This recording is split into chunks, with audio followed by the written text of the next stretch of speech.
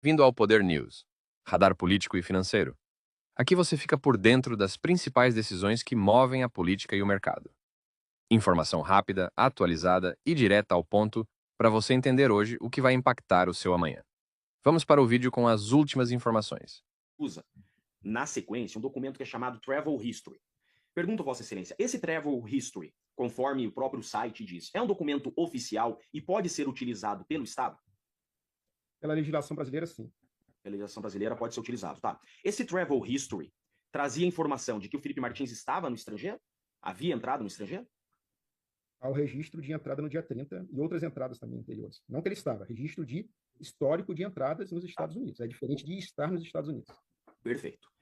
Em razão disso, a defesa do Felipe Martins, obviamente, como o senhor colocou, exatamente para deixar consignado, no dia 11/4/2024, 11/4, tá? E 94. A defesa do Felipe Martins, diferente do que Vossa Excelência acabou de dizer, trouxe um documento oficial, que o I-94 é oficial, diferente do Travel History, comprovando que Felipe Martins... não está aqui para ser confrontada, não. Não, eu estou perguntando. Doutor, calma. Não estou confrontando. Excelência, eu preciso... Me garanta a palavra, é importante para a defesa esclarecer isso. Sim, doutor. Vamos contextualizar, mas indo claro que sim. Direto ao ponto. Direto ao ponto. Esse documento I-94, dia 11/4, trazido pela defesa, não dizia a respeito, como o senhor acabou de falar, dessa entrada em dezembro. Pelo contrário, esse documento foi a primeira vez que a defesa se manifesta nos autos. É um documento que a última entrada teria sido por Nova York em setembro. Tá? Esse é o documento. Com relação a esse documento que Vossa Excelência disse, foi a Polícia Federal que conseguiu, depois, digo especificamente, esse documento que o senhor mencionou, está gravado, ele surge somente no dia 30/4.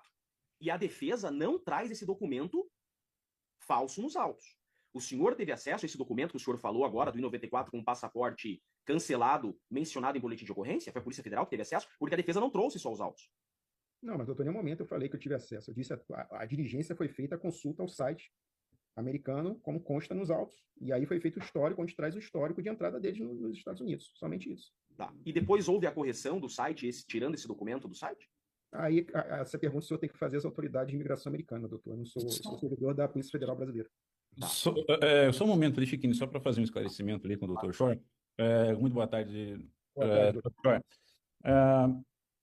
Só a título de esclarecimento. Os agentes que fizeram essa busca, eles chegaram a verificar que o próprio site do CBP, ele fala que o uso esse Travel History, ele é impreciso e que por isso não pode ser utilizado como em processos judiciais e que o uso deles pode implicar em crime contra a segurança nacional dos Estados Unidos?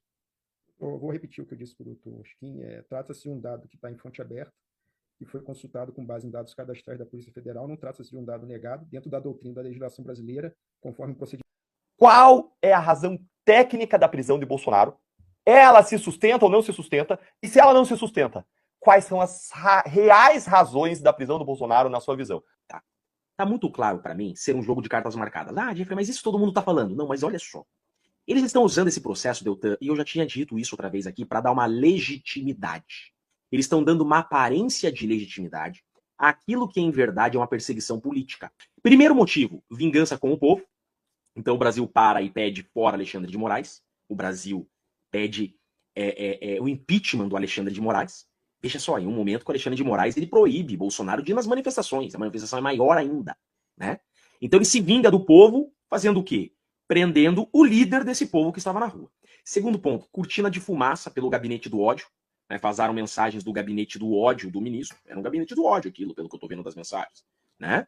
Vazaram as mensagens 16 horas, 18 horas, ele explode essa prisão do Bolsonaro. Tanto que eu até meti um tweet, Deltan, quando estoura aquele gabinete do ódio do ministro, as mensagens, eu escrevo assim, o que será que a Janja vai aprontar hoje? Mas veio, infelizmente, essa prisão também como cortina de fumaça, e Deltan, veio uma antecipação da pena, que é isso que é. Tá? Que é isso que é, esse é o ponto que eu queria chegar. Então, falando agora de tecnicismo. Tá? Eles chamam essa prisão do Bolsonaro de prisão domiciliar. Gente, é uma aberração jurídica, porque a prisão domiciliar, ela tem artigo específico no Código de Processo Penal. O artigo 318 do Código de Processo Penal, ele diz prisão domiciliar. A prisão domiciliar só em hipóteses específicas. Nenhuma daquelas hipóteses do 318 estão preenchidas. Não é tecnicamente uma prisão domiciliar. Não é também tecnicamente uma medida cautelar restritiva da liberdade. Gente, olha só. O que aconteceu? O nosso Código de Processo Penal, ele teve uma alteração recente, tá?